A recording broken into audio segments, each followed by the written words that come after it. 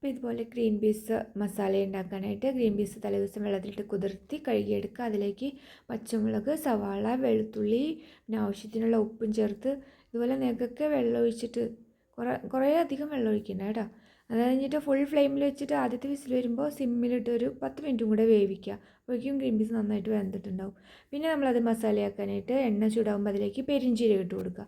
പിന്നെ ഈ മസാലപ്പൊടികൾ ഇവിടെ അതൊക്കെ എന്തൊക്കെയാണെന്ന് എഴുതിയിട്ടുണ്ട്, അതൊക്കെ ഇട്ടിട്ട് ചെറിയ തീയിൽ സിമ്മിലിട്ടിട്ട് ഒന്ന് മൂപ്പിച്ചെടുക്കുക. അതിലേക്ക് നമ്മൾ വേവിച്ച ഗ്രീൻ പീസ് ചേർത്ത് കൊടുക്കുക. പിന്നെ ആവശ്യത്തിന് ഇനി ഗ്രേവി വേണമെങ്കിൽ കുറച്ചും കൂടെ ചൂടുവെള്ളം ഒഴിച്ച് കൊടുക്കുക. ഉപ്പ് ആവശ്യമുണ്ടെങ്കിൽ ഇട്ട് കൊടുക്കുക. പിന്നെ അടച്ചു വെച്ച് ഒരു 5 മിനിറ്റ് സിമ്മിൽ തിളപ്പിക്കുക. അപ്പോൾ ഈ മസാല ഗ്രീൻ പീസിലൊക്കെ നന്നായിട്ട് പിടിക്കും. പിന്നെ മല്ലിയില വിതറി നമുക്കത് എടുക്കാം. എന്തിൻ്റെ കൂടെ ആണെങ്കിലും കഴിക്കാം കേട്ടോ. ചപ്പാത്തി, ദോശ, ഇടിയപ്പം, പുട്ട്, എന്തിൻ്റെ കൂടെ ആണെങ്കിലും കഴിക്കാം.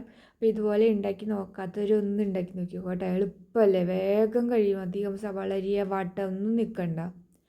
അപ്പോൾ വീഡിയോ ഇഷ്ടപ്പെട്ടെങ്കിൽ ലൈക്ക്, സബ്സ്ക്രൈബ്, കമൻറ്റ്. ഇനി അടുത്തൊരു വീഡിയോയിൽ നമുക്ക് വീണ്ടും ഒരു സിമ്പിൾ റെസിപ്പി ആയിട്ട് കാണാം. അതുവരേക്കും എല്ലാവരും സന്തോഷമായിട്ടിരിക്കുക. ബൈ.